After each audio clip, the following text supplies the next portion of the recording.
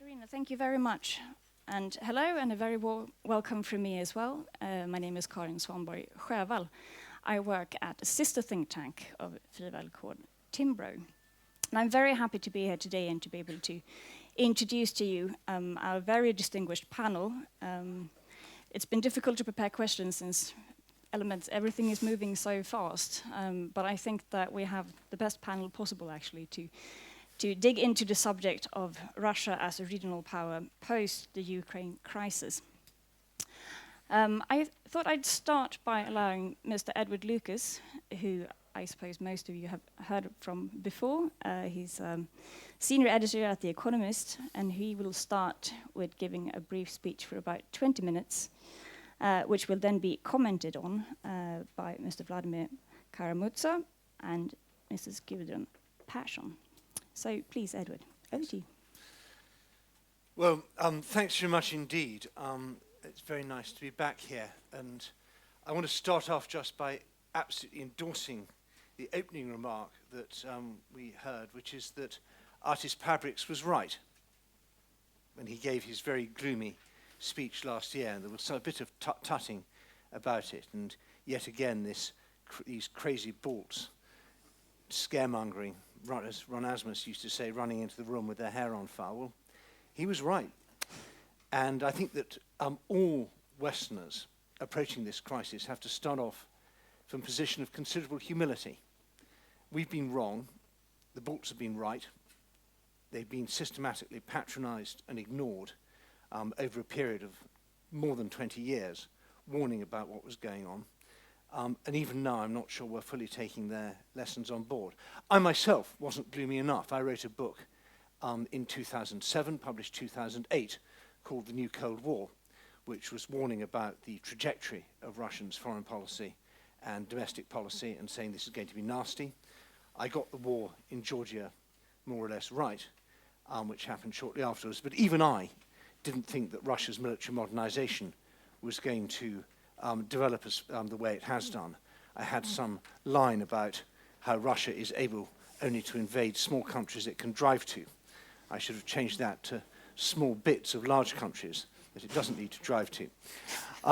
So I think that's the framework in which we associate. We have an enormous apparatus of paradigms and understandings of foreign policy, and I think they're all a bit out of date in dealing with Vladimir Putin's Russia. There's an excellent Latvian paper which I've been tweeting, which I strongly recommend everybody to read, by Jānis Bērziņš.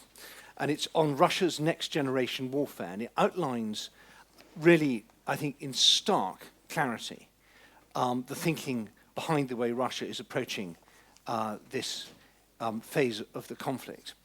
And in a way, the only thing I disagree with is that it's called new and next generation warfare. It seems to me to be very reminiscent of what Hitler was doing in the 1930s. But the key point is this.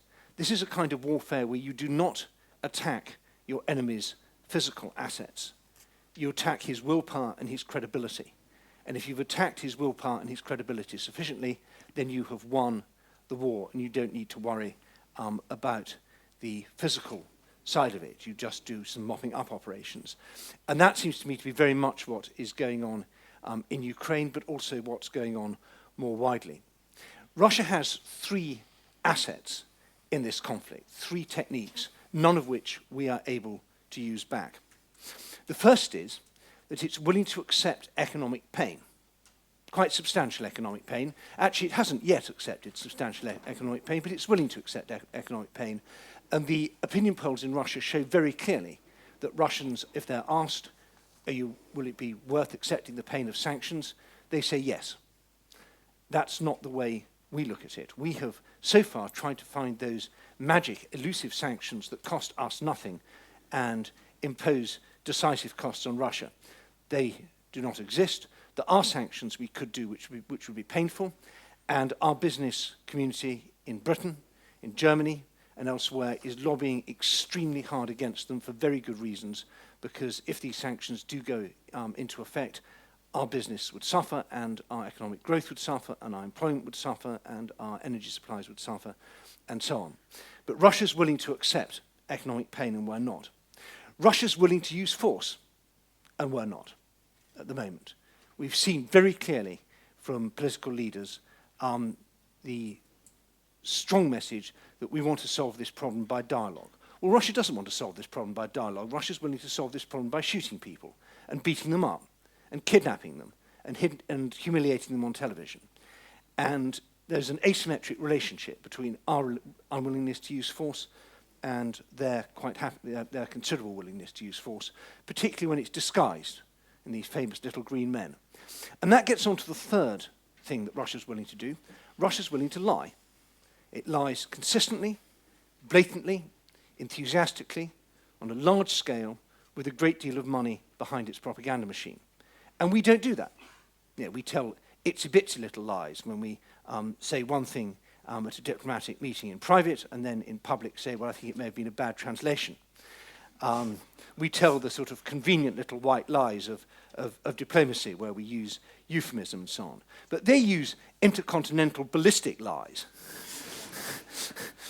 not the small arms lies of day-to-day diplomacy, and they use them very effectively. And it's attacking our public opinion. It's also bolstering their public opinion. It's very effective. Now, the target in this next generation warfare is gaps. It's gaps between events and our perception of events. So stuff happens, and we don't really notice it's happening. Happens again and again and again. We get seemingly confusing reports of something in a place that we don't understand. We saw this during the summer with the Eastern Partnership, when it was absolutely clear that Russia had decided that the Eastern Partnership was going to be derailed. And they started off with Armenia. And it got that much coverage. It was absolutely brutal attack on Armenia, using diplomatic, economic, and other threats. And Armenia fell over in the space of less than 24 hours. And that, to me, was that was like the Gleiwitz provocation. That was the beginning of something big, and nobody took it seriously, because it's just Armenia. Surely they're not going to do that in Ukraine. It's a much bigger country. And so we are imprisoned by our own wishful thinking and the assumptions that we've built up over 20 years, that we simply don't interpret events. And that's the first gap. Russia does stuff, we don't even realize they're doing it. Secondly, when we do realize what's going on, there's a second gap which Russia targets, which is the gap between perception and decision. We understand it, and we think, well, this is certainly something we're going to have to address. And clearly, it's no longer tolerable that we keep our defense spending at 0.6, 0.7% GDP. So yes, no, we've made a very grown-up decision as a democracy, and by 2020, we're going to raise our defense spending. Good, that's sorted. Well, there's a bit of a gap there. There's a bit of a gap between what we've decided, which is happening on Western time, and what Russia is doing, which is happening on Moscow time. And mixing my metaphors slightly, Moscow time goes a great deal faster than Western time. So that's the second gap, and that gives Russia great freedom for action, even when we've decided to do the right thing, but we haven't actually done it. And the third, which is perhaps the most lethal gap, because it really affects our credibility, is the gap between the decision and the actual requirement. And I'm thinking very much of Article 5 here. Article 5 is a fantastic world-class burglar alarm. It's a very, very good burglar alarm indeed. And when you hit that button, and burglar alarm sensors are triggered, you get a tremendous response in NATO. Every alarm bell starts ringing. Burglar alarms are great. They don't stop you having your pocket picked. They don't protect your house if your teenage children invite some rather unsuitable friends to your house who start having a riot. They don't prevent you having confidence tricksters on your doorstep. They don't stop you getting divorced. There's all sorts of things that burglar alarms don't stop. And we have a set of challenges facing us in security where our ability to deal with them is just not adequate to the dangers that we face. And I shall get onto that more a bit later on, but that's the third gap. This is not about Ukraine. I love my Western media colleagues, and they do a fantastic job, and I'm absolutely gripped to see this reporting from the places like Slavyansk, which even as a Ukraine geek, I didn't know where I couldn't have found it on the map. And it's very easy to see this in a kind of micro-politics way. This is all about the interesting difference between the Kharkiv and the Donetsk approach to Russian language and identity. And of course, it won't work in Luhansk, but it may work, but it certainly won't work in Odessa. And we follow this in far too fine a focus. This isn't really about Ukraine. Putin doesn't really care about Ukraine. He would care if there was a danger of Ukraine becoming a successful country. That would be a nightmare if Ukraine turned into a giant version of Estonia. He would do a great deal to stop that happening. Unfortunately, the chances of that happening, even as an optimist and as an Estophile, I have to admit, are fairly slim at the moment. And he's already succeeded in his main objective in Ukraine, which is to destabilize it, to make it very, very difficult for Ukraine to cope with its enormous economic and constitutional and social crisis. And whatever happens, he could stop right now in Ukraine, not push any further, and Ukraine is already facing a state of near ungovernability, and in that sense, he's won. But that's not really his target. His target is the West. And I know this may sound a bit blunt, and you can say that it's just Edward Lucas scaremongering, but let's come back in a year's time and see. If I'm wrong, I should be delighted. But I think Putin's real target is to bust the West. He sees that the odds are stacked against Russia at the moment. He's got the NATO alliance with its defense spending of $1 trillion combined. Russia's GDP is only $2 trillion. He's dealing with a European market of 500 million people, which, at least in theory, is in a condition to dictate terms to Russia about, for example, the energy supplies. And he doesn't like that. He's fundamental. So long as the West is united, he is in a position of weakness. When the West is divided, he's in a position of strength. So you don't have to be Henry Kissinger to reckon that if he has a chance to bust the West, he would like to do that. He would like to see the Americans out of Europe. He would like to see the Europeans exasperated with the Americans, feeling threatened by the Americans, feeling the Americans a bigger threat to world peace than any other country. And he'd like the Americans to feel the Europeans are just not serious, not worth defending. They don't spend enough on defense. They're complaining all the time. And America has other fish to fry elsewhere. Now, maybe he is overestimating his chances on this. Maybe he's underestimating the fundamental durability of the Atlantic Alliance. Let's hope so. But certainly he's doing a pretty good job in dividing the Atlantic Alliance. We have never seen a more neutralist Germany. I just remind you of those opinion polls in Germany, asking the Germans, in the event of a Russian attack on one of the new member states of Eastern Europe, should Germany give military help? Strong majority says no. It's not particularly new. We saw the same poll after the Georgian war, when they were asked, in the event of a conflict in the Baltic states, should Germany give support to the Baltic states? 60% said no. But it's got worse. There was another poll, in the event of a conflict between Russia and the West, should Germany be A, fest im westlichen Bündnis, strongly in the Western Alliance, or B, eine mittlere Position, in a middle position? Strong majority for a middle position. This is the most neutralist Germany we've got. And it's a real problem for NATO. It blocked contingency plans. It blocked Steadfast Jazz, the first NATO exercises in Eastern Europe, and it's been blocking the attempts to put ground forces in Poland and the Baltic states. And if there are German diplomats here, I'm sure they will deny this vigorously, but I'm sorry, it's true. So the West is looking pretty weak and divided. I think he also would be very keen to bust the EU's decision-making ability on energy. He would like to get to a situation where he can be doing bilateral deals with European countries on gas, because when it comes to bilateral relationships, Russia is big and strong enough and has enough dirty tricks as well behind it to be able to do deals that are very much to Russia's advantage. He wants to get back to the Schröderization of Europe, and against this is a new word, you've never heard this before, the Oettingerization of European energy policy, which has been brilliant. It's been a great success, and Russia really doesn't like it. So he wants a game changer. He wants to bust those rules.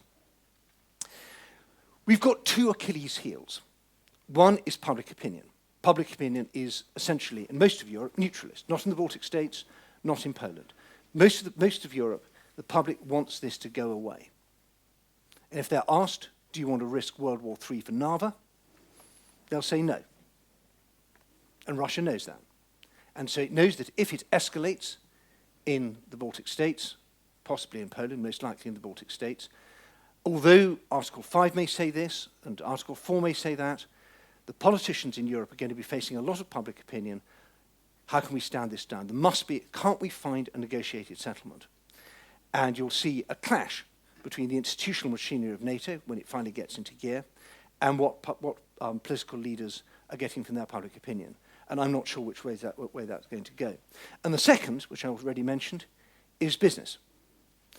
I was arguing very strongly at The Economist that it was an absolutely catastrophic mistake for our biggest company, BP, to take a 20% stake in Rosneft. And I warned, I nearly got physically thrown out of the Economist editorial meeting for the first time in nearly 15 years, and I won't tell you what the other occasion was, but it was to do with Baltic membership of NATO. When I said we must oppose this, because once BP, which is the most important company in Britain, it's the single biggest provider of payments into British pension funds, once BP has this relationship with Rosneft, to use a highly technical piece of economic jargon, Putin's got them by the balls. And if BP's in trouble, Putin just has to say to his friend Igor Sechin at Rosneft, cause some difficulties to BP, and BP will go howling to Downing Street, and every British pension fund will go howling to Downing Street. This was something we did to ourselves. We allowed it to happen. I couldn't get The Economist to argue to oppose it. But we see it all over Europe. There are all sorts of companies that have got deals in Russia, and they have lobbyists, and they have maybe finance think tanks, or they have politicians on their boards, and they don't like this stuff, and they're arguing very strongly against it. We should expect this to get a lot worse before it gets better, if it gets better. We are maybe going to have some more sanctions. I think, I don't want to be too unfair on my friend Ambassador Brzezinski, but you get the impression the Americans think, oh, we just have to turn this dial up a notch, and in the end, they will, there's nothing they can do in response. This is the same sort of thinking that wrote off the Russian military as being useless. Of course they can respond. They'll respond by hitting Western investments in Russia. That would be very nasty. They may respond with some maskirovka, some camouflage.